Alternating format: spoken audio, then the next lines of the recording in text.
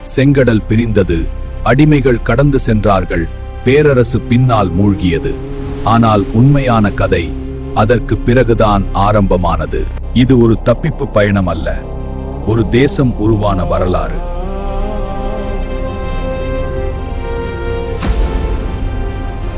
செங்கடலை கடந்தவுடன் இஸ்ரவேலர் சூர் வனாந்தரத்துக்குள் நுழைந்தனர். 3 நாட்கள் தண்ணீர் இல்லை. விடுதலைக்கு பிறகு வந்த முதல் சோதனை. தண்ணீர் இருந்தது, ஆனால் கசப்பு. மக்கள் முறையிட்டனர். மோசே தேவனை நாடினார். மோசே ஒரு மரக்கட்டையை நீரில் போட்டார். தண்ணீர் இனிப்பானது.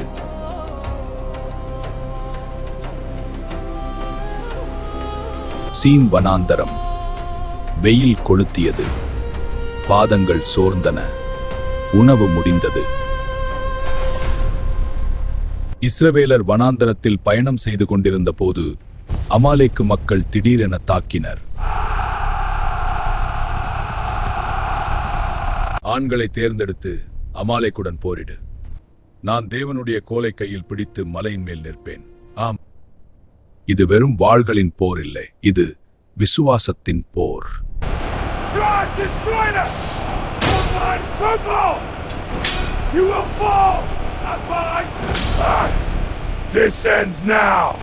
மோசே தனது கைகளை உயர்த்திய போது இஸ்ரவேல் வெற்றி பெற்றது.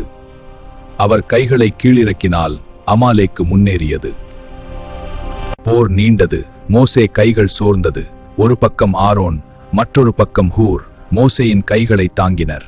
சூரியன் மறையும் வரை அவை உயர்ந்தே இருந்தது. இறுதியில் யோசுவா அமாலேக்கையும் அவருடைய ஜனத்தையும் தோற்கடித்தான். போர் வென்றது வாளால் அல்ல, உயர்ந்த கைகளால். அதன்பின் மோசே ஒரு பலிபீடம் கட்டினார். அது வெறும் கற்கள் அல்ல, அது விசுவாசத்தின் சாட்சி.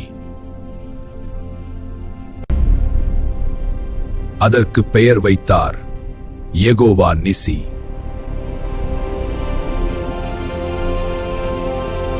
ஜெயம் வாளால் வரவில்லை. சில சமயம் போரில் ஜெயிக்க நாம் ஆயுதம் உயர்த்த வேண்டியதில்லை, கைகளை உயர்த்தினால் போதும்.